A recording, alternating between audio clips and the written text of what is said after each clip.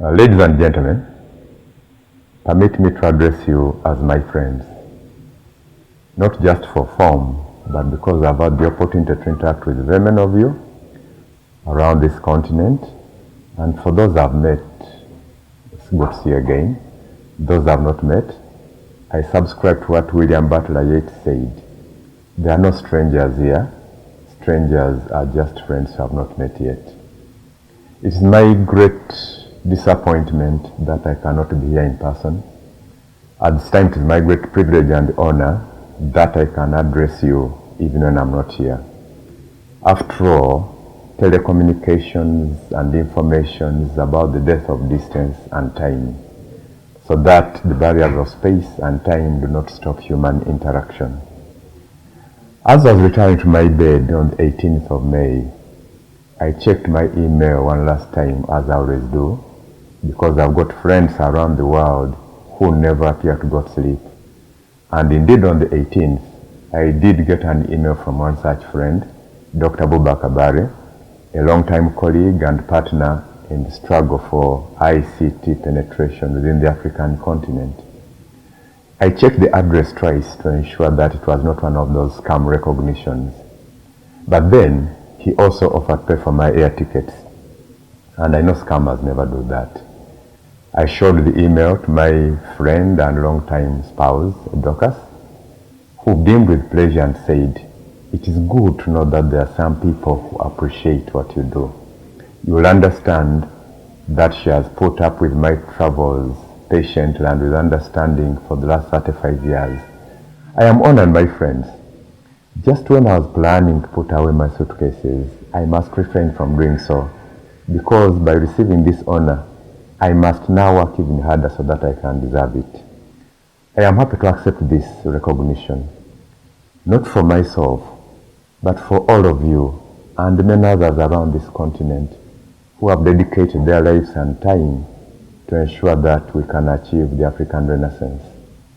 We are aware that the struggles we fight go beyond the time frame of most political thinking, and therefore we as citizens of Africa have got a responsibility to continue this struggle so that we can create a difference. It becomes a lifetime struggle. You have refused to abdicate your responsibilities. You have taken them very seriously. You might be doing this for financial purposes, maybe you are in business. You might be doing this for recognition, or you might be doing this because you are completely altruistic. It really doesn't matter which of those it is, because you are still making a big difference. Our focus is in ensuring that our people and all of us can exploit information and communication technology so that we can develop our continent. We want to develop a knowledge society within Africa. We want to improve the quality of life of the Africans. There are two quotes that are a constant presence in my mind from two men, both of whom matured their thinking within the African continent. The first one is Nelson Mandela, and permit me to read that. He said, "We know that we have it in ourselves as Africans to change all the challenges we face.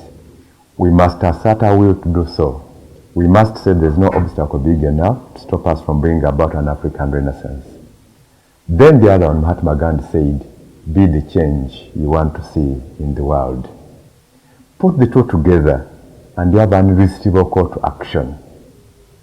Yes, we can use moments like this, like any traveler, to rest our roads a while, to take a break and stretch our limbs, to take some nourishment, but we must not make it too long.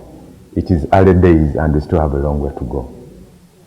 Over the last 35 years, I've had an opportunity to learn about our common heritage, the African continent.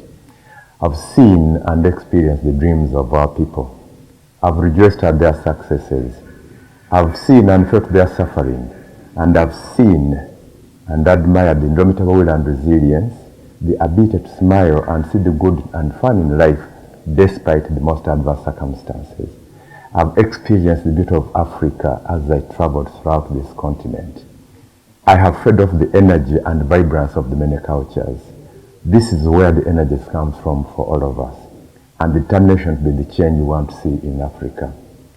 I will conclude by inviting all of us to take a look over the time horizon and see what we are contributing to.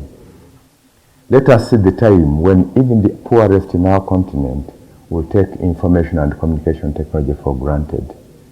This, the access to the internet, was declared a human right by the United Nations in 2011. We must work to actualize that in our continent. 2011 is more than 4 years ago, but we have hardly covered 10-20% of our continent. We can see the time when our people will be full participants in the knowledge economies of this world, and not just as participants, but as leaders in that economy. We can see the results of the African Renaissance. It might not be in our lifetime, but that does not really matter. We must still see it because, after all, that is our purpose for living. I thank you, ladies and gentlemen, and God bless you all.